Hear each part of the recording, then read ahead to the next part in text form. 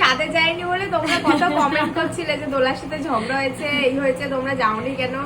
তো আমি কিন্তু চলে এসেছি দোলার বাবার বাড়িতে নবদ্বীপে, প্রথমবার আসলাম। কেমন আছিস বল? খুব ভালো আছি।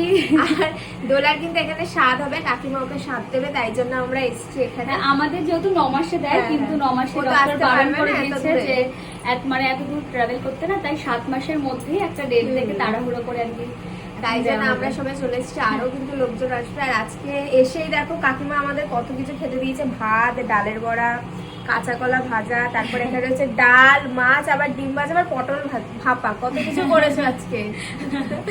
তো আমরা কিন্তু দোলার স্বাদে এসেছি, প্রথম স্বাদে থাকতে পারিনি তো গিয়েছে, এবার এসেছি খুব সেকেন্ড স্বাদে।